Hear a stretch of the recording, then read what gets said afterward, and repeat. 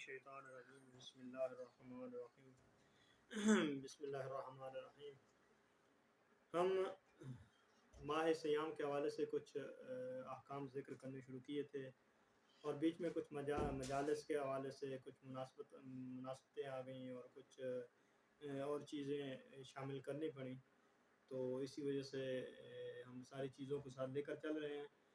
تو ہم انہی کے ساتھ ساتھ ایک اور آج چھوٹا سا پوائنٹ ذکر کریں گے اور اپنے موضوع کی طرف آئیں گے۔ اپنا موضوع جو چل رہا تھا وہ مبتلات روزہ چل رہا تھا، تو ہم چھوٹی سی ایک فضیلت ذکر کر کے اپنے موضوع کی طرف آتے ہیں۔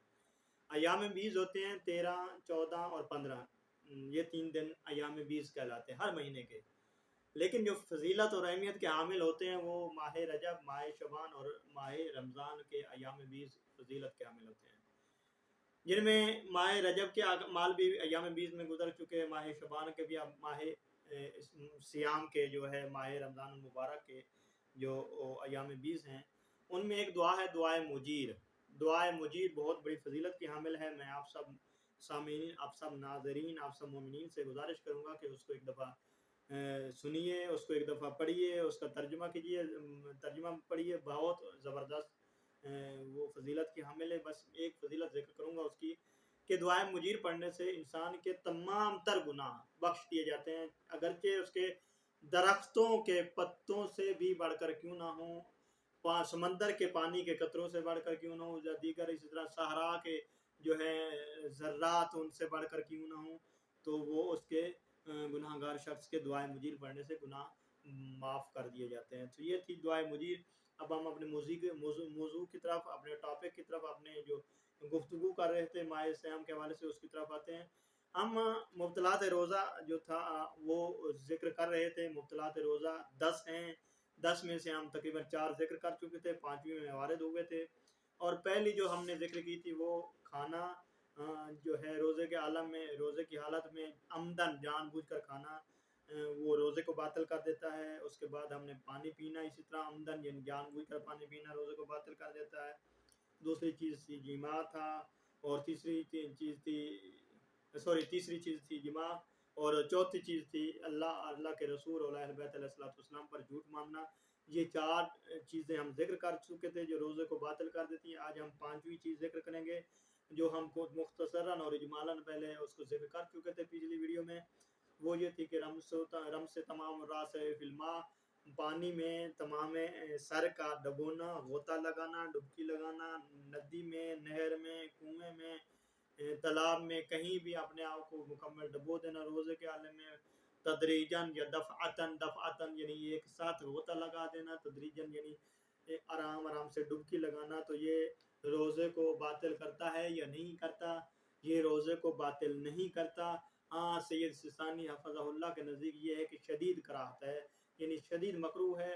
غوطہ لگائیں گے، ڈبکی لگائیں گے، نہائیں گے تو روزہ باطل نہیں ہوتا۔ یہ مبتلا بمسئلہ تھا جو میں نے ذکر کیا، اور اس کے ساتھ کہ یہ تھا کہ مائع مضاف کو اس کے ساتھ ملاق نہیں کیا جائے گا، مائع مضاف الگ چیزیں اس میں لگائیں گے تو روزہ باطل ہو جائے گا۔ اور اس کے ساتھ ایک اسی کے ریلیٹڈ ایک مسئلہ اور ہے، وہ یہ ہے کہ احتیاط مستحب ہے کہ روزہ دار چاہے اس کو رمضان کا روزہ ہو یا غیر رمضان ہو، کوئی اور روزہ ہو، اس کے روزے میں کی حالت میں ہو، تو وہ غسل کے دوران اپنا سر پانی میں نہ ڈبو، یہ احتیاط مستحب ہے، وإلا مسئلہ نہیں ہے۔ یہ تھی 5ویں چیز۔ 5ویں چیز کا مسئلہ نہیں ہے، روزہ باطل نہیں ہوتا۔ 6ٹھی چیز ہے تعمد ادخال الغبار او الدخان الغلیظین۔ یہ شرط ہے کہ غبار کا یعنی کوڑا کرکٹ کا، مٹی کا، گرد و غبار کا حلق میں لے جانا، جان بوجھ کر لے جانا، اور اس کے ساتھ دھوئیں کو حلق میں لے جانا، اور یہ ان کی شرط یہ ہے کہ غلیظین یعنی گاڑے ہوں، شدت کے ساتھ ہوں۔ یہ نہیں ہے کہ نارملی عام روٹین میں مثلا دھواں بھی چل رہا ہوتا ہے، یا مثلا کوڑا کرکٹ یا مٹی وغیرہ چل رہی ہوتی ہے، اس کا مسئلہ نہیں۔ غلیظین یعنی گاڑے، یعنی یہ ایسی حالت میں ہو کہ وہ حلق کو جا کر نقصان پہنچائے، تو اس حالت میں احتیاط وجوبی کی بنا پر یہ روزے کو باطل کر دیتے ہیں۔ اور اسی شرط کو اگر یعنی غلیظین دونوں میں یعنی غبار اور کوڑا کرکٹ اگر غلیظ نہیں ہے یعنی گاڑے نہیں ہیں، تو پھر وہ روزہ باطل نہیں ہوتا، کوئی مسئلہ نہیں ہے، روزے کی صحت پر اور روزے کے بطلان پر کوئی اثر نہیں ہے، یعنی روزہ باطل نہیں ہوتا۔ یہ تھی پانچویں اور چھٹی چیز. اب ساتویں چیز کر رہے ہیں کہ ساتویں کون سی ایسی چیز ہے جس کے ذریعے روزہ باطل ہو جاتا ہے. تعمد البقاء علی الجنابت حتی یطلع الفجر، کہ جنابت پر باقی رہنا، جان بوجھ کر جنابت پر. اصل یہ چیز ہوتی ہے، دیکھنا ہوتا ہے کہ تعمدن جان بوجھ کر غسل جنابت پر باقی رہنا حتیٰ کہ طلوع فجر ہو جائے اور اذان فجر بھی ہو جائے تو اس سے روزہ باطل ہو جاتا ہے. یعنی مراد یہ ہے کہ روزہ نہیں رکھ سکتا، کیونکہ رات کو اگر اس کو احترام ہو گیا ہے، اس کی منی خارج ہو گئی یا اس نے مباشرت والے احکام سارے انجام دیے میاں بیوی نے، تو وہ جان بوجھ کر پڑے رہے، تو یعنی وہ جس کی وہ مثلا احتلام ہوا ہے، منی خارج ہوئی ہے، وہ جان بوجھ کر سویا پڑا رہا یہاں تک کہ صبح ہو گئی، اذان فجر بھی ہو گئی، تو وہ روزہ نہیں رکھ سکے گا، کیونکہ یہ روزے کا بطلان کا سبب ہے. اس کو جلدی اٹھ جانا چاہیے تھا اور اپنا غسل جنابت کر کے روزہ رکھ لینا چاہیے تھا، تو یہ بھی روزے کا بطلان کا سبب بنے گا. اور یہ حکم فقط رمضان اور قضاء رمضان کے ساتھ مختص ہے. غیر ہما ان کے غیر کے ساتھ کوئی مسئلہ نہیں ہے. وہ تو مستحب روزے میں یہ ہوتا ہے کہ زوال تک بھی نیت کر سکتا ہے روزے کی، تو جو کھائے پیے نا صبح اٹھے آرام سے غسل کرے اور بعد میں نیت کرے. مستحب روزے کا مسئلہ نہیں ہوتا، یا نادر وغیرہ کے روزے کا مسئلہ نہیں ہوتا. اور اسی کے طرح یہ کہتے ہیں کہ فاقت الطہورین یسقط عنہ اشتراط رفع الحد للصوم، یعنی اگر غسل و تیمم ساقط ہے، اس سے وہ نہیں کر پا رہا، تو اس سے یہ شرط بھی ساقط ہو جائے گی. اگر مسئلہ جو ہے اگلا وہ یہ ہے کہ روزہ باطل نہیں ہوتا. لا یبطل الصوم، روزہ باطل نہیں ہوتا چاہے وہ واجب ہو یا مندوب ہو، یعنی مستحب ہو یا واجب ہو یا معین اور غیر معین ہو. کوئی بھی روزہ ہو تو وہ باطل نہیں ہوتا. کس حالت میں باطل نہیں ہوتا؟ کہ جب احتلام وارد ہوتا ہے، احتلام ہوتا ہے انسان کو دن کے عالم میں، یعنی دن کی حالت میں، وہ 9 بجے ہو گیا، 10 بجے ہو گیا، مثلا صبح سحری کر کے سویا، جو اکثر یعنی مبتلا بمسئلہ ہے، وہ سحری کر کے روزہ رکھ کے نماز فجر وغیرہ پڑھ کے سوتا ہے، تو کیا ہوتا ہے، اس کو احتلام ہو جاتا ہے، منی خارج ہو جاتی ہے، دن میں کسی بھی وقت ہو جاتی ہے، روزہ رکھ کے نماز وغیرہ فجر کی پڑھ کے سونے کے بعد، تو وہ روزے کو باطل نہیں کرے گا، اس سے روزہ باطل نہیں ہوگا. اور اسی طرح اگر وہ رات کو کسی میت کو مس کر بیٹھا ہے اور مس میت نہیں کر سکا، غسل مس میت نہیں کر سکا، تو صبح روزہ رکھنا چاہتا، کوئی مسئلہ نہیں، وہ روزہ رکھ سکتا ہے، اس کا روزہ صحیح ہے. اور اسی طرح آگے ایک اور مسئلہ اسی کے ریلیٹڈ ہے، تعمد البقاء علی الجنابہ کے ریلیٹڈ ہی ہے، کہ جب ایک شخص عمدن مجنب ہو جاتا ہے رات کو، تو پھر کیا کرتا ہے؟ وقت اگر وسیع نہیں ہے تو وہ تیمم کرے گا، اگر وسیع ہے تو غسل کرے گا. یعنی سحری سے وقت وسیع رہتا ہے، وہ اٹھ گیا، اس کو پتہ ہے، وہ چل گیا کہ منی خارج ہو گئی، مجھے احتلام ہو گیا، یا وہ ہم بستری کر بیٹھا ہے زوجہ کے ساتھ، تو وہ جو ہے وہ وقت وسیع ہے تو غسل کرے گا، اگر وقت تنگ ہے تو تیمم کرے گا. اور اس کے ساتھ ساتھ اسی کے ریلیٹڈ ابھی احکام چل رہے ہیں، مختصر یعنی اختصار کی کوشش کر رہا ہوں، اور آپ مومنین اور آپ ناظرین سامعین تک کوشش کر رہا ہوں کہ جو مبتلا بمسائل ہیں وہ پہنچانے کی کوشش کروں. اچھا، وہ اگر اس کو رات کو غسل جنابت تھا لیکن وہ بیچارہ بھول گیا، اس کو پتہ نہیں چلا، حتیٰ کہ 2-3 دن گزر گئے ہیں اور اس کو پتہ ہی نہیں چلا کہ میرے اوپر غسل جنابت تھا، اور وہ روزے بھی رکھے جا رہا ہے، تو پھر کیا ہوگا کہ اس کے اوپر فقط قضا واجب ہوگی اور کفارہ وغیرہ دینے کی ضرورت نہیں ہے. اس کو 2-3 دن بعد پتہ چلتا ہے تو وہ فقط قضا کرے گا. بھولے اس کو، یعنی غسل جنابت تھا لیکن بھول گیا، پتہ نہیں چلا، 2-3 دن بعد پتہ چلا اس کو، تو فقط اس کے اوپر قضا واجب ہے. اچھا، اب کہہ رہے ہیں کہ ایک شخص ہے، وہ مجرم ہوا ہے رات کو، یعنی اس کی منی خارج ہو گئی ہے، جیسے بھی ہے وہ مجرم ہو گیا ہے، تو ابھی تو صبح اس نے سحری سے پہلے غسل کرنا ہے یا تیمم کرنا ہے، اگر خدا نہ خواستہ کوئی عذر شرعی ہے جس وجہ وہ غسل نہیں کر پا رہا، تو وہ تیمم کرے گا. اگر وہ غسل نہیں کر پا رہا تو کیا کرے گا کہ مرض کی وجہ سے تو اس کے اوپر واجب ہے کہ وہ قبل الفجر تیمم کرے. اچھا، اگر تیمم کو ترک کرتا ہے اور باقی رہتا ہے تو یعنی تیمم اس کے اوپر، اس کا فریضہ تیمم تھا، اور اگر وہ تیمم کو یعنی ترک کر دیتا، غسل تو مرض کی وجہ سے نہیں کر پا رہا تھا، تیمم وہ کر سکتا تھا لیکن تیمم بھی نہیں کرتا، تو وہ ایسے ہے کہ اس نے جان بوجھ کر آمدن غسل نہیں کیا، اور آمدن وہ روزہ رکھنے کی حالت میں نہیں تھا، تو لہٰذا اس کے اوپر وہ کفارہ بھی واجب ہوگا، اس کے اوپر سارے وہ احکام آمدن والے لاگو ہوں گے۔ میں انتہائی اختصار کے ساتھ آپ لوگوں کے ضابطے تمام کرنے کی کوشش کر رہا ہوں اور احکام مبتلا بے جو ہیں وہ بیان کرنے کی کوشش کر رہا ہوں۔ اچھا، حیض اور نفاس کا حکم کیا ہے؟ خواتین کے لیے مبتلا بے مسئلہ ہے کہ حیض اور نفاس کا حکم کیا ہے؟ وہ بھی کل جنابت کی طرح ہے کہ جیسے وہ بندہ سویا پڑا رہتا ہے تو اس کے اوپر بھی وہ روزہ نہیں رکھ سکتا، اس کا پھر جان بوجھ کر روزہ نہیں رکھے گا تو اس کے اوپر کفارہ بھی واجب ہوگا اور روزہ بھی واجب ہوگا بعد میں۔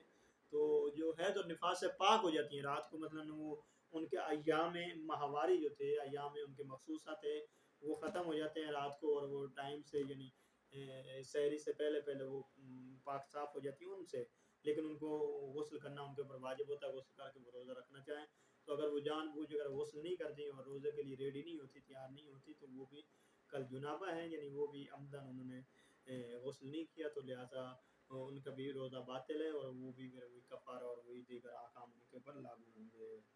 اچھا، اس کے ساتھ ساتھ اچھا آگے چلتے ہیں کہ یہ جو احکام ہیں یہ تو ان کے اوپر ہو گئے، وہ بعد میں قضا کریں گے اور کفارہ وغیرہ بھی ان کے اوپر لازم ہوگا اگر وہ جان بوجھ کر کرتے ہیں تو۔ اچھا، استحاضہ کا کیا حکم ہے؟ اگر خاتون کو استحاضہ اب یہ جو عورتوں کے یہ جو تین غسل ہوتے ہیں جنابت حیض، نفاس اور استحاضہ۔ حیض تو ہو گیا الگ، وہ تو واضح ہے، نفاس ہو گیا بچے کی ڈلیوری اور بچے کی پیدائش کے بعد، اب استحاضہ ہوتا ہے انسیاد کریں، یہ دونوں نہیں ہوتے، اس تیسرا جو وہ بلڈ دیکھتی ہے تو وہ استحاضہ کہلاتا ہے۔ استحاضہ قلیلہ ہو، متوسطہ ہو، کثیرہ ہو، کوئی مسئلہ نہیں ہے، دونوں ان حالتوں میں روزہ ان کا صحیح ہے، غسل کرنے کی ضرورت نہیں ہے۔ حکم المرأة فی الاستحاضہ قلیلہ، حکم الطاہرہ پاک ہے، وہاں قضا اسی طرح پاک ہے فی الاستحاضہ متوسطہ والکثیرہ، وہ تینوں استحاضہ میں مطلقاً نہیں وہ پاک ہے، روزہ رکھ سکتی، اس کا مسئلہ نہیں ہے، اس میں غسل نہیں ہے کہ اس کا غسل کرے گی تو اس کا روزہ باقی رہے گا، بلکہ وہ رکھے گی نہیں۔ نفاس اور استحاضہ کے علاوہ جو اس کو وہ ایام میں خون دیکھتی ہے تو وہ استحاضہ کہلائے گا، اور اس میں اگر حیض اور نفاس کی علامتیں نہیں پائی جاتی تو اس کے لیے غسل کرنا اس کے لیے ضروری نہیں ہے۔ اچھا آگے یجوز النوم الاول وثانی مع کون واسقا بالانتباہ، یہ الگ حکم ہے کہ وہ اگر رات کو مجرم ہوتا ہے تو وہ ایک دفعہ بیدار ہوا، دوسری دفعہ بیدار ہوا، تیسری دفعہ بیدار ہوا، تو یہ تفصیلا مسئلہ ہے، انشاءاللہ پھر کبھی وقت ہوا تو ہم ذکر کریں گے، کوشش کریں کہ مبتلا بے مسائل ذکر کریں، وقت کم لینا چاہتا ہوں آپ مومنین کا، آپ سامعین کا، ناظرین کا۔ اب ہم 7 چیزیں ذکر کر چکے، 8ویں چیز ذکر کر رہے ہیں۔ 8ویں چیز یہ ہے کہ انتال المنی بفعل ما یؤدی الی نزولہ مع احتمال ذلک وعدم الوصول، وہ اس کو یقین تھا کہ منی خارج نہیں ہوگی، لیکن وہ ایسا فعل ایسا انجام دیتا ہے جس سے منی خارج ہو جاتی ہے، یا اس کو یقین تھا نہیں تھا، ہر دو صورت میں اس کے وہ روزہ باطل ہو جائے گا، یعنی دن کو ایسا فعل سارا انجام دیتا ہے جس کے ذریعے وہ منی خارج ہو جاتی ہے، تو وہ اگر وہ عدم وثوق یعنی اس کو یقین نہیں تھا کہ وہ خارج نہیں ہو گئے، ایسی حرکتیں کا مثلا میاں بیوی ہیں دن کو بیٹھے ہیں آپس میں گپ شپ میں بیٹھے ہیں، تو ان کے ہاں اگر ان کو اعتماد ہے، ان کو یقین ہے کہ منی خارج نہیں ہوگی تو روزہ باطل نہیں ہوگا اگرچہ اس کی قضا ہوگی، لیکن یہ ہے کہ وہ اس پر باقی ہے اگر اس کو عدم وثوق یعنی یقین نہیں ہے بات اس کے خارج ہونے کا۔ اما اذا کانا واسقاً، اگر اس کو یقین تھا کہ یہ خارج میں خارج ہوگی تو پھر تو الگ حکم ہے، اگر خارج نہ ہونے کا حکم تھا تو یقین تھا تو اس کا الگ حکم ہے، اگر خارج ہونے کا اس کو یقین تھا کہ منی خارج ہو جائے گی تو پھر تو وہ اس کا روزہ گیا، اس کو جب پتہ تھا تو وہ ایسی حرکتیں نہ کرتا، اگر اس کو یقین تھا کہ یہ خارج نہیں ہوگی میری ایسی حرکتوں سے جو اس کے وہ شرعی فعل سر انجام دے رہا ہے تو اس سے کیا ہے روزہ باطل نہیں ہوگا، البتہ قضا اس کی کرنی پڑے گی۔ اچھا، نامی چیز کیا ہے؟ نامی چیز یہ ہے کہ حکنا کرنا، حکنا مائع چیز کے ساتھ کرنا، جامد کے ساتھ کرے تو روزہ باطل نہیں ہے، کوئی مسئلہ نہیں ہے، لیکن اگر وہ مائع کے ساتھ کرے گا تو روزہ اس کا باطل ہو جائے گا۔ اچھا، اس کے ساتھ ساتھ احتیاط مستحب یہ ہے کہ جامد سے بھی اجتناب کیا جائے، حکنا جامد چیز سے کرنے سے بھی اجتناب کیا جائے، احتیاط یہی ہے۔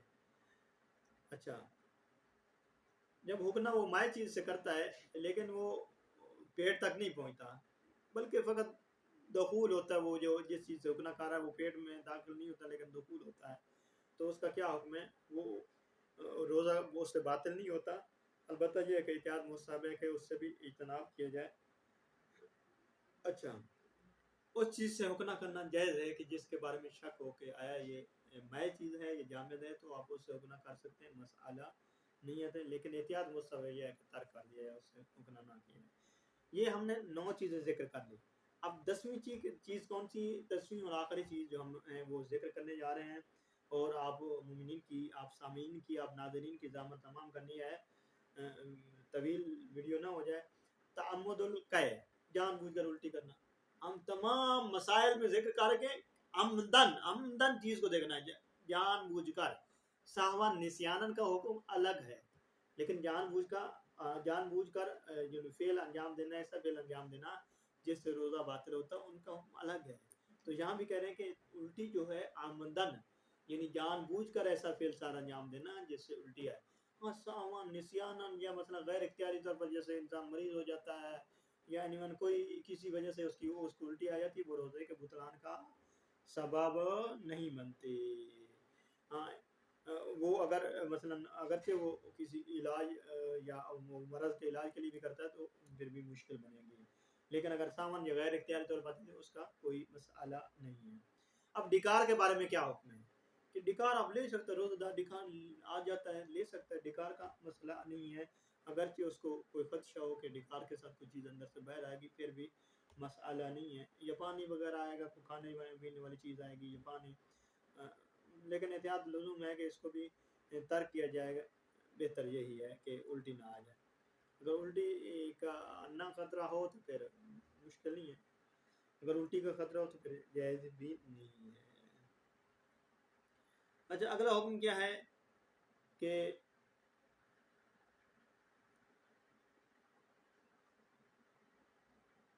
अगर डिकार के जरिए कुछ चीज़ बाहर आती है, यानी मुंह तक आती है, डिकार लेता है लेकिन कोई चीज़ अंदर से पेट से निकल कर आ जाती है, वो फिर गैर इख्तियारी तौर पर अंदर फिर वापस चली जाती है, तो रोज़ा बातिल नहीं है। गैर इख्तियारी तौर पर, यानी इख्तियार उसने नहीं निकली, गैर इख्तियारी तौर पर चली जाती है, तो रोज़ा बातिल नहीं होता।